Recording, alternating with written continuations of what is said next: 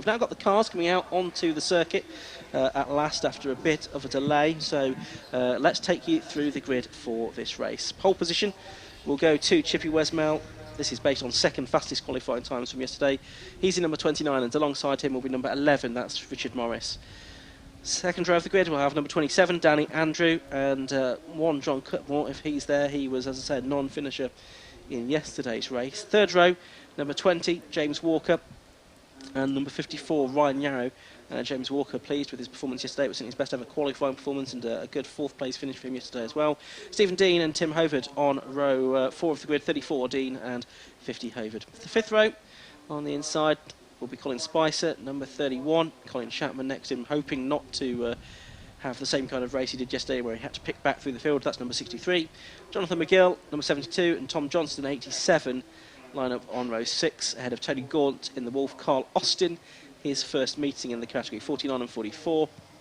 Row 8, 36 and 5, Ian Kempson and David Watson in the only front-engined car on the grid, and Neil Gardner, number 88, rounds off what should be, if they're all there, 17 starters for this 18-minute plus 1 lap race for the Zamp Helmets RGB Sports 1000 Championship. They're heading round to the grid.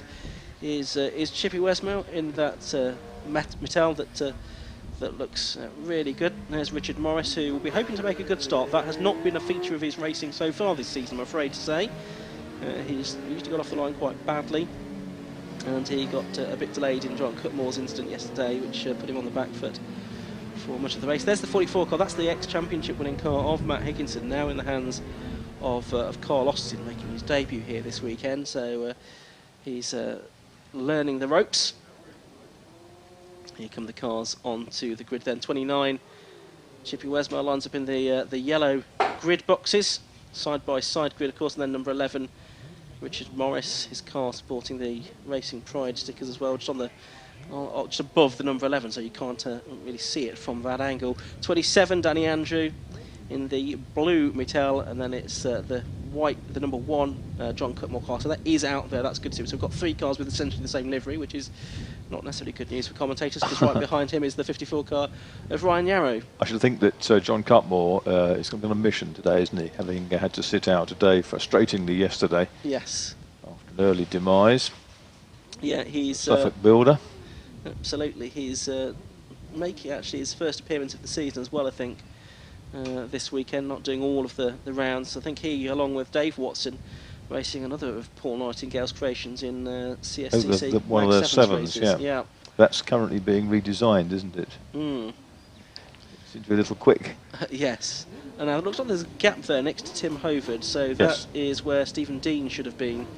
And he was one of the drivers disqualified from yesterday, so he looked for a right-height infringement. So maybe something to do with that. The race gets underway. Again, not a brilliant start from Richard Morris, and that might allow John Cutmore to get alongside him into Abbey for the first time. Yes, he does, but he does hold on to third place by the looks of it. It's Chippy Wesmell that's leading. Danny Andrew in the second of the Mattels, looking to sweep round the farm curve, which he does. He gets ahead of Morris, who might also lose out to Ryan Yarrow there, and that is a spin for Yarrow. Side-to-side contact, wasn't it, between those two? And Yarrow has had a quick spin, quickly rejoins. I don't think he's even gone right to the back of the pack. Through the link they come for the first time. It's not quite to the back, it's 1 from the back at the moment. All of which gives Chippy Wesmell a pretty handy lead. As for second place, we have the challenge. Danny Andrew through on the inside at Stoke Corner, ahead of John Cutmore now. There you can see the 54 car of Ryan Yarrow as he tries to recover. And we're looking at the 49 Wolf of Tony Gaunt, one of the sort of non-Spires and non-Mattels on the grid. So it's Mattels 1 and 2 for the moment. As Colin Chapman goes through, not having spun yet, he'll be pleased to note. And the rest of the field fighting through the Vale as they come through to end lap 1. And it's Chippy Wesmell leading by nearly a second and a half at the end of the first lap. Danny Andrews second, third is John Cutmore, fourth is Richard Morris. Gap back to the 5th place Colin Chapman, so he's moved up 5 places from his grid position. James Walker has gone down to 6th, Tim Hovard 7th, Jonathan McGill 8th, Tom Johnson 9th, and Ian Kempson in the contour rounds off the top 10. Yeah, Yarrow's 11th now in 54. Still a lot of work to do to maintain his championship challenge, and it's going to be a bridge too far today, I fear. Hover getting ahead of James Walker there and up into 6th position as they come back onto the Hanger Straight. So there we are. You can see the race leader and the gap that he's got over Danny Andrew. The two Spires, 3rd and 4th, not desperately close to one another at the moment. You've got Cutmore with the red tape, I think, running his roll of a hoop. Richard Morris behind him did not have that. James Walker trying to get a place back on Tim Hovard here. 6th position this will be, behind Colin Chapman as they dive down towards us at the Vale.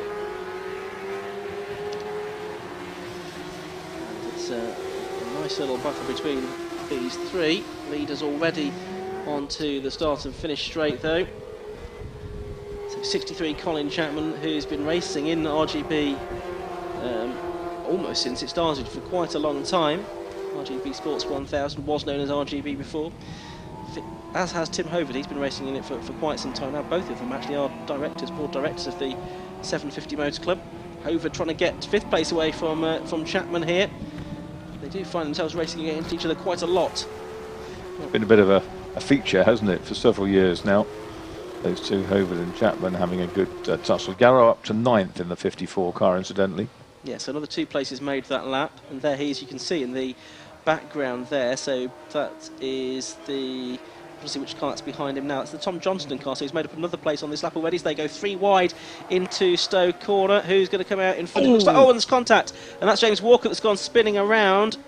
And you can see damage to the right rear of that car. That was Walker tried to go across in front of Chapman. Chapman's damaged as well by the looks of it somehow, because there's a bit of smoke coming off that car.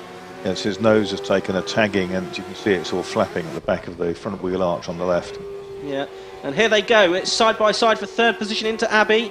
Can Richard Morris find a way through? No, John Cutmore denies him the opportunity to go through there and into 3rd place. Intention was there, well signalled. It certainly was. I don't think John Cutmore will make it easy, especially after the frustration of non-finishing yesterday. Turning their way through towards the link. So number 1, John Cutmore, and number 11, Richard Morris, making their way onto the Hang Straight. Ryan Yarrow there is in 7th place now. And that's because, of course, we lost James Walker on that last lap. I think he did not come through in the end, James Walker, so he has retired from the race, I'm afraid to say. Still, as they go through Stowe that time, you've got Morris trying to find a way past Cutmore. Cutmore still ahead. Morris looking to the outside as they go into the left-hander at the Vale. Still, it's the number 1 car ahead. There are the 2 leaders, the 2 Mattels, and then you've got the 2 Spires, 3rd and 4th. A bit more orange on Morris's car behind Cutmore. Morris, who has done a lot of fencing as well, as in the sport, not the not in the construction, not in the construction sector, as well as his motorsport. But he's been in karting for a long time, then in cars for a few years, Formula Ford 1600 before switching to the RGB Sports 1000 in the work Spire for this season. I think we're going to see Yarrow catch and pass Tim Hovard in the next couple of laps, and that will put the work Spire cars 3rd, 4th and 5th. Now here's Carl Austin in his first race meeting, don't forget, and he's having a really good race for 10th place with Jonathan McGill. He's ahead of Colin Spicer and Ian Kempson, and so these are all drivers that have been doing it for quite a long while now, so it's very encouraging for Carl Austin, number 44, to be showing quite this strongly. Yeah, it is showing us Danny Austin on our time screen, Carl Austin correctly on the Alpha Live feed. I think it's one of these where he's probably known as Carl, although his first name might be Danny. He's going down the inside of the number 72 car of Jonathan McGill into Stowe Corner, and that will be for 10th place, so nicely done. Beautifully done. He's safely through, but there'll be a challenge again into the Vale. Yeah, he's put himself onto the outside line there. He's kept it though, he's done well. So nicely done by Carl Austin, and he makes his way onto the start and finish straight. Meanwhile, it's still Cutmore ahead of Morris a bit further up the road. Oh, running very wide there in the background, Colin Spicer, and he in the number 31 car behind Ian Kempson's number 36 Contour. The Contour was a car that was run quite a lot of races in RGB a few years ago, before the Spires really took the stranglehold on the championship, Marcus. Yeah, Contour came in sort of two different evolutions at one point. Spinner in the background, and it's Austin. Austin and McGill have got themselves together. That's a great shame, just as we were saying how well Austin was doing in his first race meeting. He's tangled there with Jonathan McGill. They both head off in different directions. Looks like Austin is continuing, but certainly some damage to the front body. Yeah, the nose is deranged, unfortunately. McGill's out with the front bodywork in on the suspension. Yeah, and the wheel is at a jaunty angle as well, isn't it? So that's more than bodywork on his car for certain. Just driving it to a position of sort of greater safety. Yeah. Oh, the nose has come completely off Austin's car now. Well, we had a lot of things flying off on the hangar straight yesterday, didn't we? We had in the hot hashes Ben Rushworth's tailgate. We had Imran Khan's bonnet flying up into his windscreen in the Club Enduro, but that's now right in the middle of the circuit. So some of this commotion has brought the lead down between Wesmail and Andrew to 1.8 seconds. Here comes Austin now with an open cockpit version of. And 54 has gone round. That's Yarrow. Well, we're saying he was on the. Well, he'd got ahead of Tim Hovard actually, hadn't he, on the screens, and he looks like he's thrown it away again.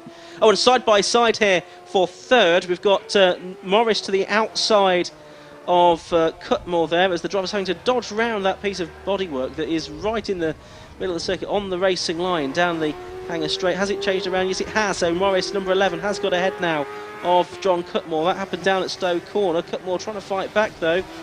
But Morris up to third place, but he's now got more than 5 seconds that he needs to make up to Danny Andrew. That's the problem he's got here, is that the top two Mattels have got so far in front now. It's actually more than 6 seconds now that he's got to make up. So that's not going to happen. We've still got 9.5 minutes to go, plus 1 lap in this race. But barring problems for one of the two leaders, I don't see Morris improving on third place here, because he's just got such a lot of time to make up. Having said that, he usually does come on strongly in the second part of a race, so that's the thing he'll be clinging on to here, but it's taken him rather longer to get past John Cutmore than he would have liked. Yeah, Yarrow's back behind Chapman. He'll probably dispose of Chapman because Chapman's car's damaged, as we know.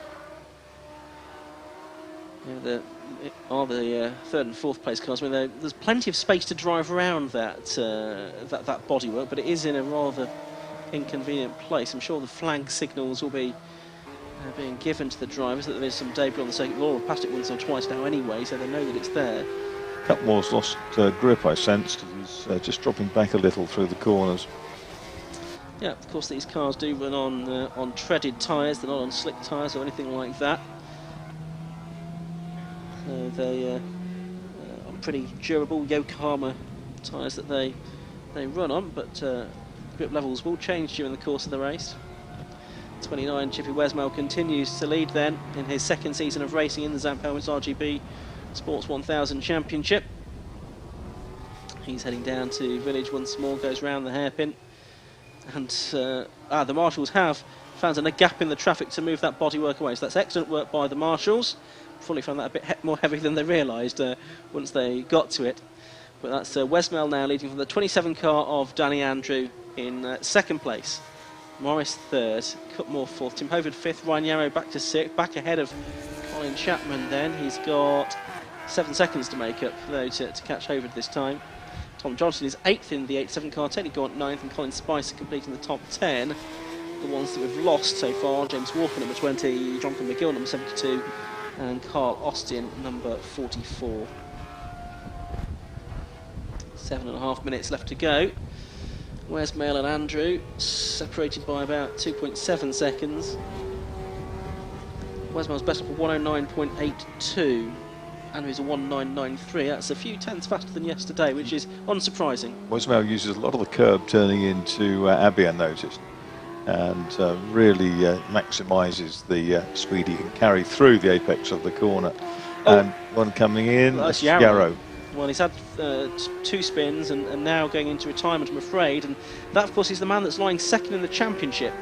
So that's, well, a bit more daylight between Chippy Wesmail and the rest, assuming Chippy Wesmail's able to bring this home. Richard Morris will look second. Only a 1 point to drop. Yes, indeed.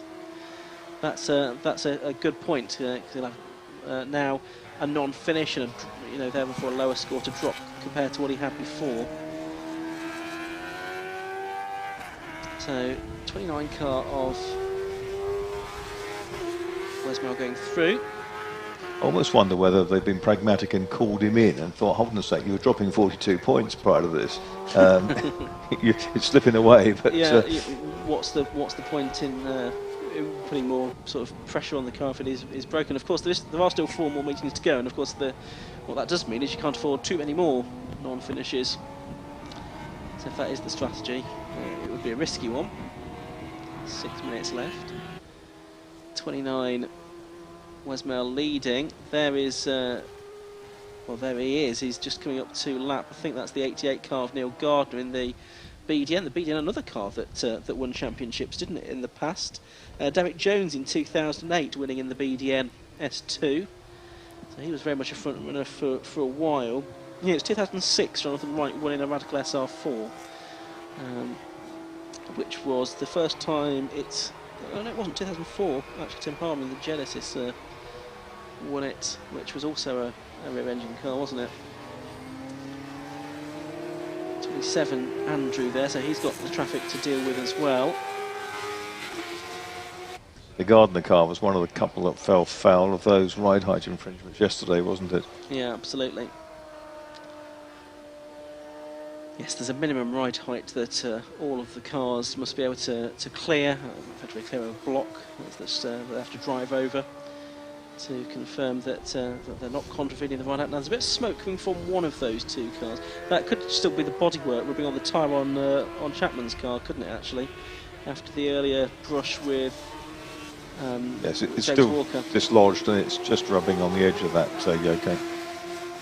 Yeah, so that's Chapman there. So he's battling now with Johnston for 6th and 7th positions. Chapman is lapping the 113s, Johnston in the 12th. So Johnston actually the quicker of these 2 drivers here. He's the less experienced driver in the number 87 Spire GT3. So the 2 Spires together here. Chapman with the sort of checkerboard design on the front of his car. Swedish checkerboard. Yeah. And actually similar colour theme on the car behind of Johnson, isn't it? The blues and the yellows. It's mainly at the exit of the link where the smoke comes out of Chapman's car, but it is, as you say, just bodywork rubbing in. And out of the slipstream pops Tom Johnston in the 87 car, trying to seize 6th place down the hangar straight. He's going to make it. Chapman doesn't put up a fight because there is no point. No, so yesterday's race started with a spin. Well, actually, it might come back here on the... no, he can't. It's still Johnson. Yeah, yesterday's race started with a spin for Chapman, but then he climbed back through the order to come home in 8th position. This race going the other way. Gap's come down dramatically. He's been halved in the last lap by Danny Andrew. It was a slow lap from Wesmore, wasn't it? A 12.22 that time. Now, whether we had traffic, I'm not sure. Quite possible. We're watching Johnston and Chapman coming over the line, and now Danny Andrews got a warning for track limits infringements. One would suspect that is. Drivers have to keep within the white lines or the painted curbs. Ooh, that looks a bit threatening, doesn't it, now over Silverstone? Andrew's best lap is only, what, 1300ths of a second slower than Wesmail's, but that's a one-off. Yeah. Just looking to see, Morris has made a little bit of progress towards the 2 Mattel, but he's still about 8 seconds behind the leaders. 1.1 seconds now the gap. Danny Andrews just his personal best and the best lap of the race, 109.63. So he really is fired up by the looks of it now, in the lead of the race. We'll try and keep an eye on that with 2.5 minutes plus a lap left to go here. 87, Tom Johnson there in 6th. Well clear now of Chapman, number 63, in 7th, who in turn has a good gap in hand over Tony Gaunt, number 49 in the Wolf in 8th. I seem to remember that car is constructed in a sort of single garage at home or something. It's Derbyshire somewhere. Derbyshire, yeah. And it's had various dramas, that car over the years. And it's still Tony and his missus who run the car, which is absolutely brilliant. 27 Andrew chasing after 29 Wesmail then, with only 2 or 3 laps to go here, and that gap has continued to fall, Marcus. I wonder whether Chip has just used a little bit more of his tyres than he thought. Oh, Johnston's had a spin out of 6th place, having worked so hard to get ahead of Colin Chapman. He's now lost several places again by the looks of it. He will continue He's done it again. Again. That's not a replay. That is another spin for Tom Johnston, twice in the space of 2 corners. Oh dear. It begs the question why. Maybe he's just overdriving it now. It was going so well, wasn't it? It was.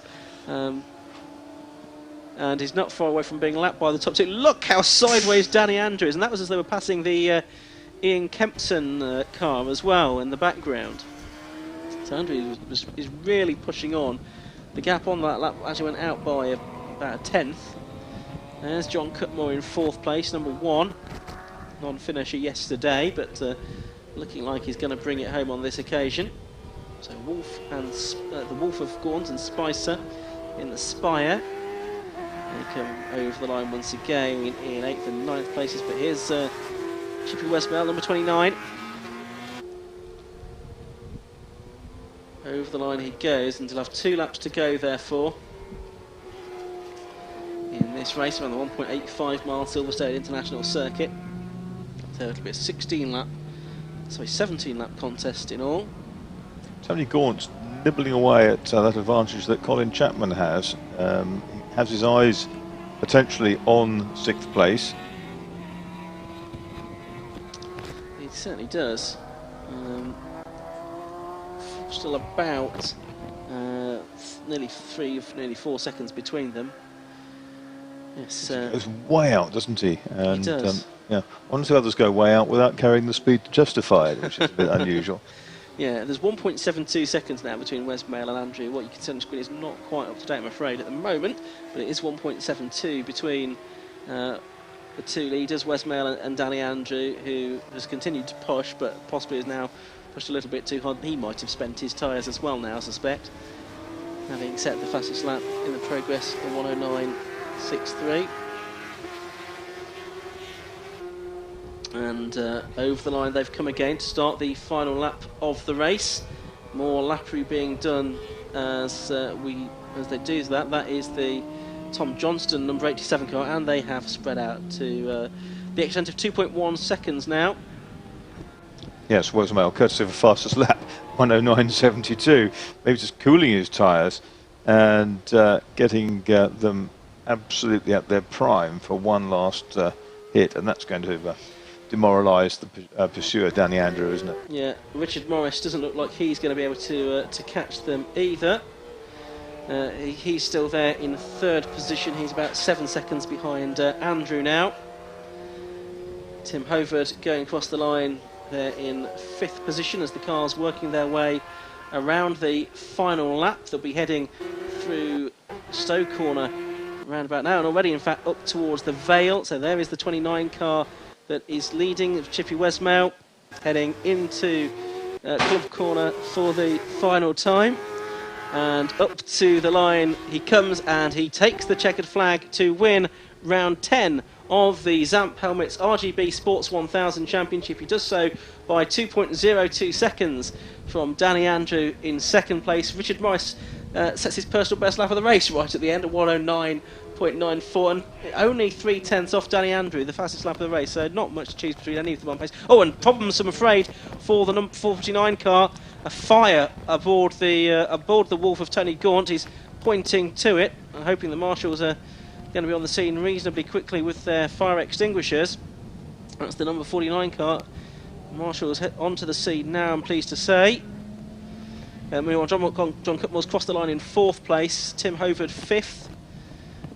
Colin Chapman should be the next car through in 6th position, but good work here by the fantastic marshals here at Silverstone to be on the scene so quickly. Several of them with the extinguishers as well. Hopefully they'll get that under control pretty quickly, because no driver likes to see that on their pride and joy. So that drops Gaunt out of the place he was in, of course. Colin Spicer therefore moving up to 7th place on the final lap. But yes, Gaunt now with the helmet off.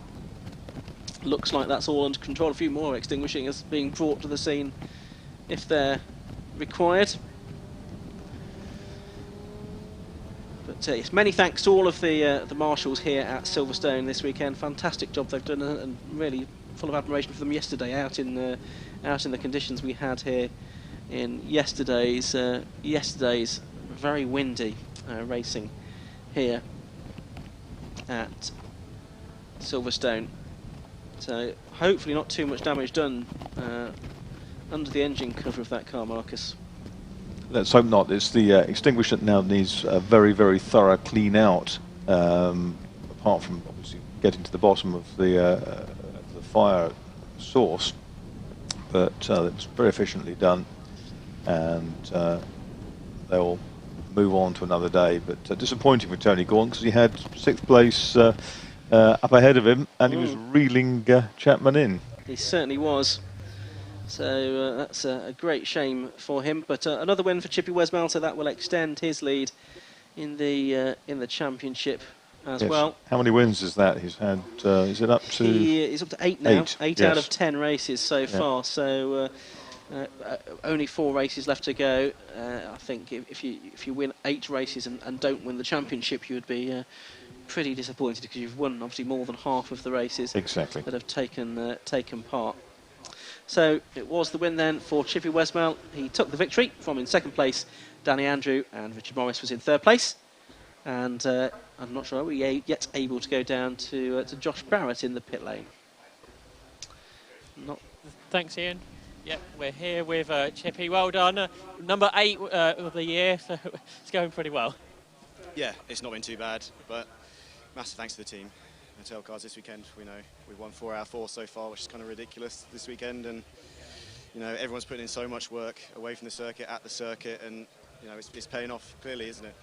It's a team really that's quite new as well. Only sort of the beginning of the decade, Ian and Scott started building these cars, and now the form car in the series. Yeah, I mean I think the car speaks for itself, really, doesn't it? You know, myself and Danny, kind of just from what I can tell, ran away in that race, and you know Scott's doing amazing in the bike sports car, so. It's more of this, hopefully. And obviously you won here for the first time last year, and since then it's been a fantastic time for you. Yeah, I mean, you know, it's getting that first win under the belt. This racetrack is great fun, being in the GP pits where the Formula One is, and just trying to have some fun really out there. And now a championship, do you start looking to that, or are you just looking for more wins as the last few rounds come up? I think it's just trying to be sensible at the moment, keep bringing the car home in one piece, and see what happens when we all add up the numbers at the end. Well done to this weekend. So double race winner, Chippy Westmail. 2nd place was another Mattel, and that was the driver, Danny Andrew. Also got the fastest lap of the race. Well done, Danny. Yeah, I'd rather have the window than fastest lap. He can have that. I'll swap him. Yeah, we just need some more straight line speed, and we've cracked it. You know, the car's mega. You know, unbelievable on the brakes. Corner speed's phenomenal. We're never near anyone else. No one can touch us, but we just can't. We lose that 2 car lengths, what I then have to chase on the brakes, but no, it's good, and we're not in the championship anyway after being disqualified, so we're fighting for probably 3rd or 4th, to be honest. So I'm not that bothered if we're not winning. So just try and keep getting, or keep trying to get a race win. So we had a big slide onto the back straight. Good fun driving these cars. Yeah, it's when you follow back. I pass a back marker, and you just lose the front, so you end up putting more lock on. And the back just steps out on you if you're not careful. So, yeah, it's you know, a good challenge. Well done on 2 second places anyway. And then in 3rd position was Richard Morris. Richard, you said yesterday you're hoping for some better starts, and I guess there's still something to work on, is it? Well, actually, that time I got a really good start, and sod's law, that actually landed me in trouble. So I got away as well as Chippy, and we were side by side, but Chippy was obviously squeezing me towards the apex, and I had John on my inside, so I actually got a little bit wedged. I mean, I think if I'd made a slightly slower start, I'd have been better off this time. But no, I had a really fun battle with John, managed to figure out where I could pass him, just seemed to have a little bit more stability through some of the corners and could get a good run. And then, yeah, I mean, I did my fastest time of the weekend in that race. I pushed and pushed. I was consistent, but obviously it wasn't quite enough to close down the gap. But two podiums is a solid weekend. Obviously, John, a reigning champion as well, so you've come from Formula Fords into this, so very different cars. You must be pleased to beat somebody like John.